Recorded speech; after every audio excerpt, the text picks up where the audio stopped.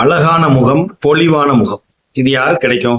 பொதுவாக இது ஃபேக்டர் வந்து நிறைய இருக்கு ஜாதகத்துல. இதுக்கு உண்டான கிரக அமைப்புகள் இதில் நம்ம ஒரு 2-3 இது பார்க்கலாம். சரிங்களா?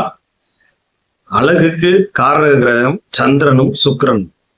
இந்த 2 கிரகங்களும் உங்க லக்னத்துல எந்த லக்னமா வேணாலும் இருந்துட்டு போங்க, உங்க லக்னத்திலேயோ இல்ல ராசியிலேயோ சுக்கிரன் இருக்கிறார் அப்படின்னா நிச்சயமா ஒரு அழகான முகம் உங்களுக்கு இருக்கவே செய்யும். பங்கப்படாம இருக்கணும். சுக்கிரன் வந்து கூட பாவ கிரகங்களோட மிக்ஸ் வரவே கூடாது. அது மட்டும் இல்ல, லக்னம் லக்னாதிபதியோட சேர்ந்திருந்தாலும் இந்த அமைப்பு வரும்.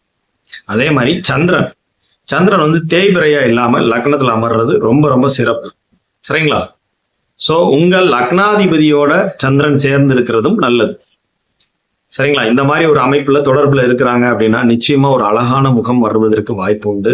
அதே மாதிரி உங்களுடைய 2ஆம் அதிபதி, முகபாவத்தை குறிக்கக்கூடிய அதிபதி, அவரு இந்த சந்திரன் சுக்கிரனோட எங்கேயாவது ஜாயிண்ட்ல அடிச்சிருக்கிறாரு, சேர்ந்து இருக்கிறாரு, தொடர்புல இருக்கிறாரு அப்படின்னாலும் அழகான முகம் வருவதற்கு வாய்ப்புகள் உண்டு. பொலிவான முகம், அழகு, பொலிவு, இதுதான் மெயின். இந்த 2 கிரகங்கள் தான் அந்த அழகையும் பொலிவையும் கொடுக்கக்கூடியது. ஒரு மாதிரி நல்ல பளபளப்பான ஃபேஸை கொடுக்கக்கூடியது இந்த சந்திரனும் சுக்கிரனும்.